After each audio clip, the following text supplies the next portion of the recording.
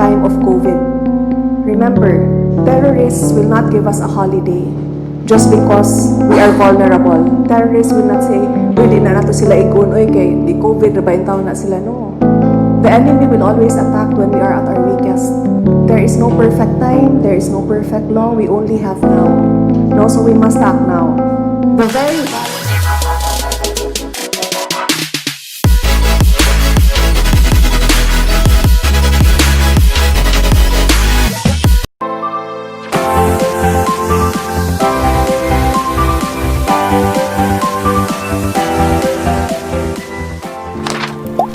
Hello everyone, it's Roha Wanderer and welcome back to my channel. Kung first time mo sa channel kong ito, maaari mong isubscribe at i-click ang notification bell para ma-notify ka sa mga next videos ko.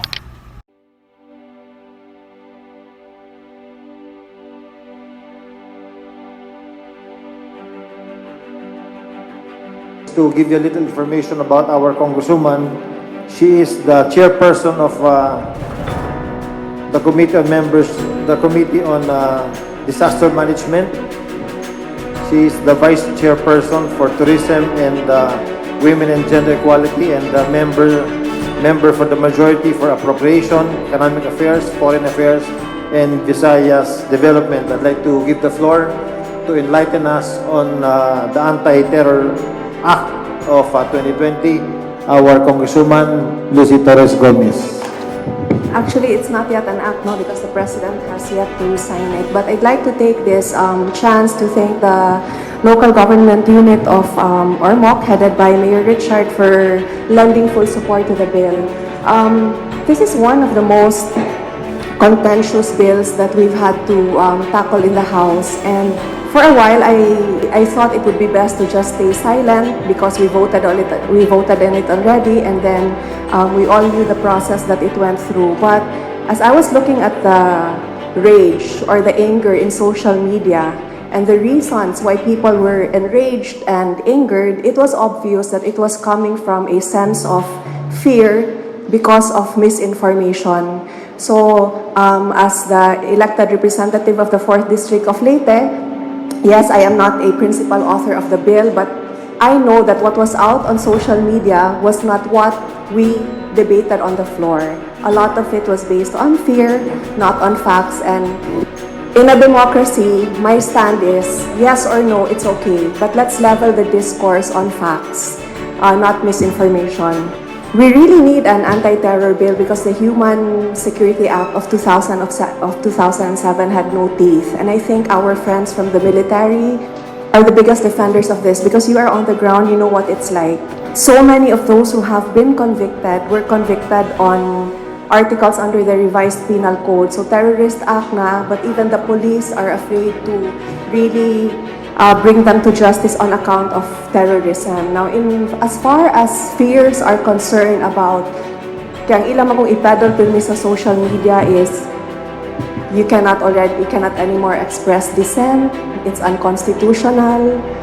What are their other accusations ba? And then they try to level activism with terrorism, which should not be the case because terrorism is such a grave and destructive act that you cannot strip it down and make it insignificant by liking it to wearing a cap with graffiti or expressing dissent against the government. So diha pa lang, we have to read the bill with the right target in mind, and we have to also make sure that we not just read the bill, but we understand it. And we comprehend it, not in parts, but the provisions as a whole, to be fair, no? So, and then they will quote their lawyers. They will say, but my lawyer friend said that it will violate the Constitution and human rights. We can go into an endless debate about this, lawyer against lawyer. What I want also that what the detractors or those who are keen on peddling wrongful information must know is that when this bill was heard in committee hearings, right even before it reached the plenary, sa sugod pa lang sa kinabuhi of any measure taken in the House, all stakeholders are already invited to give their position paper. So, present diha ang human rights, the judges, the lawyers. So, we can go into endless debate about who is right, whether lawyer defending the bill, another lawyer protesting against it. But in the end, we have the Supreme Court to decide. So the bill now is in the hands of the President. It was certified as urgent. On the part of the House, we did our part. We threshed it out on the floor. And to answer accusations also of why pass a bill like this at a time of COVID. Remember, terrorists will not give us a holiday just because we are vulnerable. Terrorists will not say, uy, di na nato sila igun, uy, kay di COVID, na ba yung taon na sila? No. The enemy will always attack when we are at our weakest. There is no perfect time, there is no perfect law, we only have now. No, so we must act now. The very valid fear that the law can be abused, tinuod, that is not unfounded because we have seen through the years, even before the term of President Duterte, even before the term of President Aquino, we have seen how the law has been abused. Can you think of any law that cannot be abused in any way? And all the lawyers in the group said, theoretically, all laws can be abused. So we cannot shoot it down, we cannot shoot needed legislation on that basis alone because if pirmi lang tayo ana, tingalig maabuso, wala na di tayo mapasa nga balaod and we will be a lawless people, we will live in a lawless country. That is why every law, having said that, that is why every law has safeguards in place to prevent as much as possible abuse. There are safeguards in place for both the accused and the possible offender. It works both ways. That is why also laws have to be revisited because we cannot foresee intervening circumstances. We do not know how it can be abused in the future. We do not know how the terrorists think. So it will have to be revisited, either to be amended or repealed.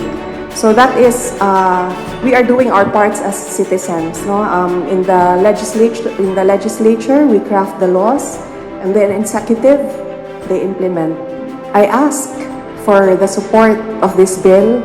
For those who are against it, I ask that you read and comprehend it and see the value of the bill. Because now, yes, wrongful arrest is a possibility, but then we have to weigh which risk weighs heavier on the Filipino people. Wrongful arrest, but the one arrested still has legal recourse, or terrorism. Kaya karon manggod sa atong balaod, there is no preventive mechanism in place. It is all reactive. So it's like saying, kaya mo man sila dili because kinahanglan ko no, innocent until proven guilty. That does not work for terrorism because by that time, na-detonate na ang bomb, na anay libuto, na anay namatay. So gaplano pa lang, nakakita pa lang, napay signs na nakakita na naanay terrorist funding, naanay financing, nagplano pa lang, putlo na. Ang kaning kaaway, di gini mo ang angon, tinudon gini mo. Kaya kung di mo tinudon, maunahan man ka. Okay, so God bless our men in uniform. The bill is up to, it's in the President's desk now. It's up to him to veto or not. In 30 days from the time it was given to him, it will lapse into law. And in the end, it is the Supreme Court who will decide whether or not it is unconstitutional. But on the part of the House of Representatives, we have done our job. Okay.